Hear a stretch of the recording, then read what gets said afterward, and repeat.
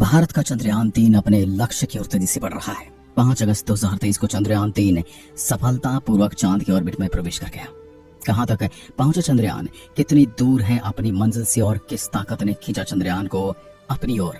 चंद्रयान ने इस खिंचाव का कारण क्या बताया इसरो को। इसरो खिंचाव को किस तरह से देखता है और क्या ये कोई खराबी करने वाली बात है। जाने आज के इस वीडियो में किस हाल में दिखेगा चंद्रयान-2 का विक्रम लैंडर। जानने के लिए बने रहिए वीडियो में अंत तक और साथ ही जानेंगे अगर आज आप चांद पर गए तो आपको देखने को क्या क्या मिलेगा। अब चंद्रयान-3 ने पास जाकर चांद की खूबसूरत तस्वीरें साझा की हैं। आपको बता दें कि भारत का यह तीसरा मानव रहित चंद्र मिशन है। चंद्रयान-3 को 23 दिन पहले चंद्रमा के दक्षिण ध्रुव पर उतारने के लिए लॉन्च किया गया था, जहां अब तक कोई भी नहीं पहुंचा है। चंद्रयान-3 को बिना किसी गड़बड़ी के चंद्रमा के करीब लाने वाली आवश्यक प्रक्रिया बेंगलुरु स्थित अंतरिक्ष इकाई से ऑपरेट किया गया। इसके बाद चंद्रयान-3 ने इसरो को संदेश भेजा कि मैं चंद्रमा का गुरुत्वाकर्षण महसूस कर रहा हूँ, ये मुझे अपनी ओर खींच रहा है, मैं इसकी ओर खींचा जा रहा हूँ। चंद्रयान का चंद्रमा की कक्षा में प्रवेश भारतीय अंतरिक्ष एजेंसी के महत्वाकांक्षी 600 करोड़ रुपए के मिशन में एक बड़ा मील का पत्थर साबित हुआ। 14 जुलाई को लॉन्च होने के बाद से अंतरिक्ष यान ने चंद्रमा की लगभग 2/3 दूरी तय कर ली है और अगले 18 दिन इसरो के लिए महत्वपूर्ण होंगे। रविवार के बाद 17 अगस्त तक 3 और अभियान प्रक्रियाएं होंगी, जिसके बाद रोवर प्रज्ञान के साथ लैंडिंग मॉड्यूल विक्रम यान के प्रपल्शन मॉड्यूल से अलग हो जाएगा। इसके बाद लैंडर पर डी ऑर्बिटिंग कवायद की जाएगी। 14 जुलाई को लॉन्चिंग के बाद से 3 हफ्ते में इसरो चंद्रयान-3 को पृथ्वी से दूर चंद्रमा की कक्षा में स्थापित करने का कार्य कर रहा था। इसके बाद 1 अगस्त को यान को पृथ्वी की कक्षा से चंद्रमा की ओर सफलतापूर्वक भेजा गया और अब यह अपनी लैंडिंग से बस कुछ ही दिन दूर है। तो दोस्तों, इसी के साथ हम जानने की कोशिश करते हैं, यदि आज आप लोग चांद पर गए तो आपको वहाँ पर क्या देखने को मिलेगा। दोस्तों, आइए इस बारे में भी जान लेते हैं और आपको लिए चलते हैं चांद के सफर पर, जो कि बहुत ही मजेदार होने वाला है। दोस्तों, चांद हमारी पृथ्वी से 3,84,000 किलोमीटर की दूरी पर है और यहाँ पर जाने में अब तक कम से कम अमेरिका को लगा था 4 दिन का समय। 4 दिन में धरती से चांद की दूरी तय कर ली थी। अगर हम नासा किसी स्पेसक्राफ्ट से चांद पर सफर करेंगे तो आसानी से 4 दिन में पहुंच जाएंगे। यहाँ पहुंचने के बाद सबसे पहले आपको चांद की उबड़ खाबड़ जमीन दिखाई देगी। चांद की जमीन पर हर तरफ बड़े बड़े गड्ढे और यहाँ से जब आप अपनी नजरें ऊपर की ओर करेंगे तो आपको पृथ्वी दिखाई देगी। और यदि आप 1 या 2 दिन बाद पहुंचते हैं तो आपको हो सकता है कि हमारा चंद्रयान-3 भी दिखाई दे जाए। चांद का गुरुत्वाकर्षण हमारी पृथ्वी के मुकाबले 6 गुना कम है, यानी चांद की जमीन पर आपका वजन 6 गुना कम हो जाएगा।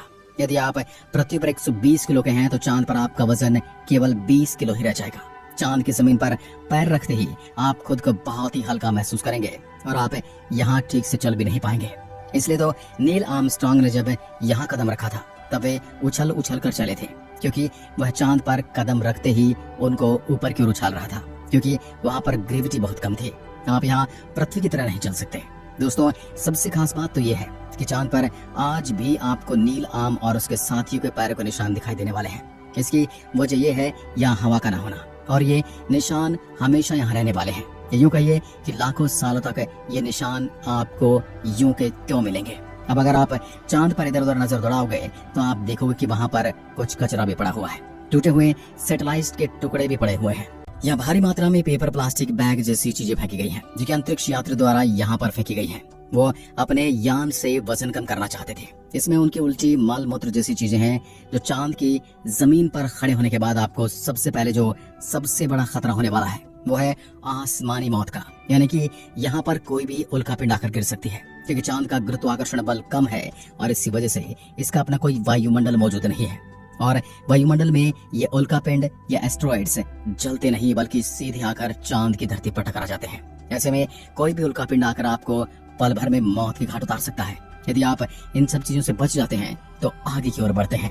अगर आप चांद पर उसी जगह पहुंच जाते हैं जहां पर चंद्रयान उतरने वाला है तो आपको वहां पर चंद्रयान-2 की क्रैश लैंडिंग की जगह भी दिखाई दे सकती है, जहां पर आपको विक्रम लैंडर को ले जाने वाले यान की हालत कुछ ठीक दिखाई नहीं देगी, जिसे देखकर आप समझ जाएंगे कि चांद पर उतरना कितना खतरनाक है। शुक्र है आपकी क्रैश लैंडिंग नहीं हुई है, वरना आपका भी हाल कुछ लैंडर विमान के जैसा ही होता और आप भी चांद पर दिखाई देने वाली चीजों में शामिल हो जाते। उसके पास जाकर आपको देखने पर विक्रम लैंडर मिलेगा, जो चांद पर कुछ जरूरी खोज करने गया था पर क्रैश लैंडिंग की वजह से इसका संपर्क टूट गया और यह अपने यान से बाहर ही नहीं आ पाया। जब आप इसे इसके यान से बाहर निकाल कर देखेंगे तो इसकी हालत आपको ठीक ठाक दिखाई देगी, क्योंकि वहाँ पर ऐसी कोई चीज नहीं है जो इसे गंदा कर सकती।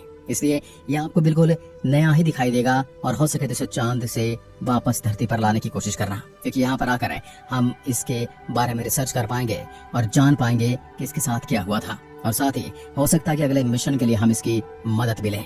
चांद पर बड़े बड़े गड्ढे भी इन्हीं उल्का पिंडों से आए पत्थरों की वजह से बने हैं जो आसमान से गिरते हैं। पृथ्वी से जब हम चांद को देखते हैं तो हमें उस पर बड़े बड़े धब्बे दिखाई देते हैं। कई बार बचपन में आपने सुना होगा कि कोई खरगोश वहाँ पर बैठा हुआ है, जबकि असल में वे धब्बे नहीं, बहुत बड़े बड़े गड्ढे हैं। चूंकि यहाँ सूर्य की रोशनी नहीं पहुँच पाती, इसी वजह से ये गड्ढे हमें धब्बे दिखाई देते हैं। दोस्तों, सूरज के बाद अगर आसमान में कोई दूसरी चीज चमकती है तो वो है चंद्रमा, क्योंकि सूर्य से आने वाले पूरे प्रकाश को ही रिफ्लेक्ट कर देता है, जिसकी वजह से ये हमें बहुत ज्यादा चमकीला दिखाई देता है। पृथ्वी से जब हम अंतरिक्ष की ओर देखते हैं, यानी आसमान की ओर, तो हमें कुछ नीले रंग का आसमान नजर आता है। लेकिन अगर आप चांद से आसमान को देखोगे तो ये आपको काला नजर आएगा, क्योंकि वहाँ पर कोई वायुमंडल नहीं है जिसकी वजह से इसका कलर बदलता हो। अगर आपको लग रहा होगा कि आप चांद पर बोर हो जाएंगे क्योंकि वहाँ आपके फोन में कुछ आपको दिखाई नहीं देगा, आप अपने फोन पर यूट्यूब या फिर कोई वीडियोस नहीं देख सकते, वहाँ इंटरनेट नहीं होगा, तो आप गलत सोच रहे हैं।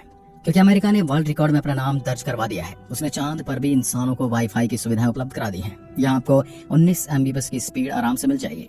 तो हो गई ना आपके मजे की बात। कम से कम आप बोर तो नहीं होंगे, पर यहाँ पर आपको आपकी वीडियो की आवाज सुनाई नहीं देगी, क्योंकि आपके द्वारा बोले गए शब्द भी आपको सुनाई नहीं देंगे। चांद पर एक दिन 30 दिन का भी होता है। दोस्तों, यहाँ एक दिन 14 दिन का होता है और 14 दिन की यहाँ रात होती है। इसलिए चांद की सतह पर मौजूद है वस्तु पर रात और दिन का बहुत ज्यादा असर पड़ता है।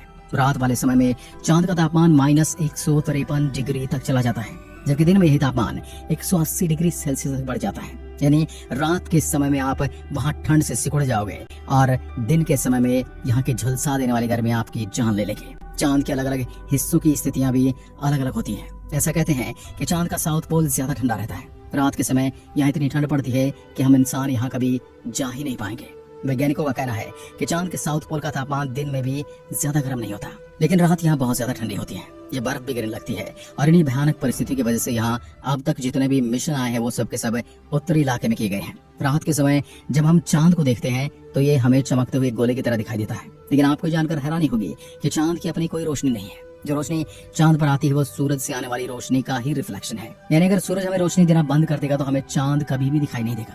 चांद पृथ्वी के चारों ओर घूमता है और इसके बावजूद वह अपने एक ही हिस्से को पृथ्वी के सामने रखता है, जिसकी वजह से हम इंसान कभी इसका दूसरा हिस्सा देख नहीं पाए हैं। चांद पर कोई मौसम भी नहीं है, क्योंकि चांद परिक्रमा के दौरान अपनी दूरी पर केवल 1.54 डिग्री ही झुकता है, जबकि पृथ्वी 23.44 डिग्री झुकी हुई होती है। इसी वजह से दो बातें होती हैं। पहले तो चांद पर पृथ्वी की तरह मौसम बदलते नहीं है, और दूसरी चांद के ध्रुव पर ऐसे कई इलाके हैं जहां सूरज की रोशनी या किरणें पहुंच ही नहीं पाती हैं। अगर आप गलती से चांद के इन इलाकों में पहुंच गए तो बहुत ही डरावनी चीजें हो सकती हैं। दोस्तों, क्या आप जानते हैं कि चांद पर पृथ्वी की वजह से मौसम नहीं बदलते, जबकि पृथ्वी पर चांद की वजह से मौसम परिवर्तन होता है। पृथ्वी से जब हम चांद को देखते हैं तो ये हमें गोल दिखाई देता है, जबकि असल में ये गोल नहीं है, अंडाकार है। और पृथ्वी से चांद हर साल 1.5 सेंटीमीटर दूर खिसक रहा है। हमारे सौरमंडल में 135 चांद और भी हैं, इनमें किसी पर भी जीवन का अस्तित्व नहीं है। पृथ्वी पर भी जीवन केवल चांद की वजह से संभव है, क्योंकि जब पृथ्वी से थिया नाम का ग्रह टकराया था तब धरती 23.5 डिग्री तक झुक गई थी, और अगर उस समय चांद न बना होता तो ये फिर से सीधी हो जाती। चांद के गुरुत्वाकर्षण बल के कारण ही पृथ्वी अब तक झुकी हुई है, और इसी झुकाव के कारण पृथ्वी पर अलग अलग मौसम आते हैं। अगर चांद नहीं होता और धरती सीधी हो जाती तब पृथ्वी पर दिन और रात दोनों बराबर हो जाते। ऐसे में दोनों ध्रुव पर बर्फ ही बर्फ होती और भूमध्य रेखा का क्षेत्र आग से झुलस रहा होता। तो दोस्तों, ये थी चांद से जुड़ी हुई कुछ मजेदार बातें, और आपको बता दें कि हमारा चंद्रयान 3 मिशन चांद के बहुत करीब पहुंच चुका है, और 23 से 24 जुलाई के बीच यह चांद की सतह पर कदम रखने वाला है। चांद की सतह पर कदम रखने से पहले इसे डी ऑर्बिट किया जाएगा। डी ऑर्बिट करने के बाद इसकी लैंडिंग प्रक्रिया शुरू होगी, और फिर इसकी स्पीड को धीरे धीरे करते हुए इसके थ्रस्टर्स इसको चांद की सतह पर उतारेंगे। जितना आसान ये सुनने में लग रहा है, ये उतना आसान है नहीं। इसको उतरने में सबसे ज्यादा मुश्किलें सामने आने वाली हैं, क्योंकि सबसे ज्यादा मिशन इसी स्टेज पर आकर ध्वस्त हो जाते हैं। चंद्रयान की आखिरी 15 मिनट सबसे ज्यादा मुश्किल और सबसे ज्यादा महत्वपूर्ण होने वाली है। तो आपको क्या लगता है, चंद्रयान ठीक ठाक लैंड कर पाएगा या फिर एक बार हमें और कोशिश करनी पड़ेगी? एक बार फिर मिलते हैं, तब तक के लिए नमस्कार, जय हिंद, जय भारत।